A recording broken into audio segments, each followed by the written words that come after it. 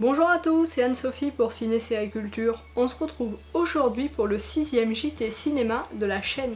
Ce JT du mois de janvier 2020 va donc s'articuler en 3 parties. Les principaux films à découvrir en salle ce mois-ci, les films à voir en VOD et l'actualité du cinéma en bref. Et maintenant, sans plus tarder, entrons dans le vif du sujet avec les 5 films à ne pas rater en salle ce mois-ci. Et on commence tout de suite avec Play, le second long métrage d'Anthony Marciano, avec Max Boublil, Malik Zidi et Alice Isaz au casting. Sorti en salle le 1er janvier, il dresse le portrait de toute une génération de l'adolescence au passage à l'âge adulte.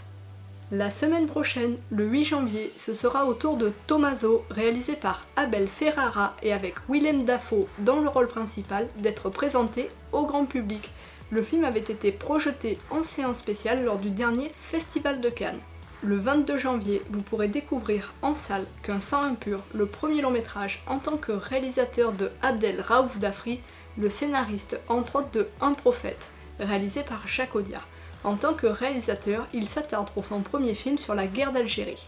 Et le 29 janvier sortira Revenir, le premier long métrage de Jessica Pallu avec Nils Schneider et Adèle Exarchopoulos, qui a obtenu le prix du scénario lors de la dernière Mostra de Venise dans la section Orizzonti.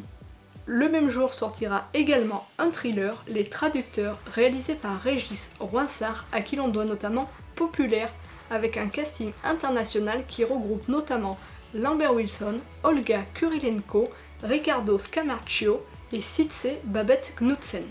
Alors, on regarde quoi sur les plateformes VOD ce mois-ci ? Je vous livre une sélection de 5 films à ne pas rater en ce premier mois de l'année 2020. En janvier, Amazon Prime Video vous propose de rattraper 2 incontournables du cinéma américain. À partir du 15 janvier, vous pourrez voir ou revoir Le Parrain de Francis Ford Coppola, tandis que Forrest Gump, réalisé par Robert Zemeckis, sera disponible à partir du 29 janvier. Sur OCS, à partir du 10 janvier, vous pourrez découvrir Let's Dance, le premier long métrage en tant que réalisateur de Ladislas Chola, un nom bien connu parmi les amateurs de théâtre. Avec Ryan Bensetti dans le rôle principal, on retrouve également au casting Guillaume de Tonquédec.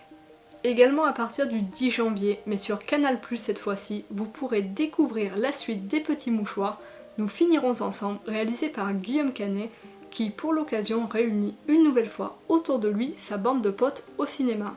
Et également durant ce premier mois de l'année 2020, les téléspectateurs de la chaîne cryptée pourront découvrir Captain Marvel pour sa première diffusion à la télévision. Passons maintenant à l'actualité du cinéma, en bref. Après Nicky Larson en 2019, Philippe Lachaud est en pleine écriture de son nouveau projet. Et selon toute vraisemblance, et d'après ce qu'il a posté sur son compte Instagram à la mi-décembre, il devrait s'agir d'un film de super-héros.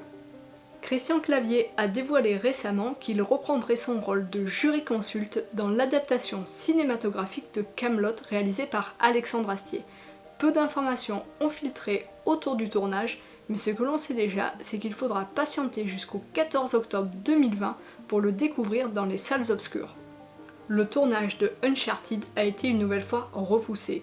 Cette fois-ci, le report est dû à un conflit d'agenda entre la star Tom Holland, dont le tournage de Spider-Man Homecoming 3 est imminent, et celui du réalisateur Travis Knight, obligé de quitter le projet pour se consacrer au tournage d'un autre film.